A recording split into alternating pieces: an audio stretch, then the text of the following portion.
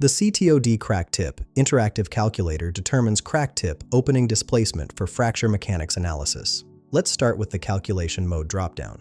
You can select from 6 options: calculate Ctod from stress and crack length, calculate critical crack length, calculate allowable applied stress, calculate stress intensity factor from Ctod, calculate strain energy release rate, or calculate plastic Ctod component. For this demonstration, I'm using calculate Ctod from stress and crack length. Now for the input fields. Applied stress S is where you enter your stress value in megapascals.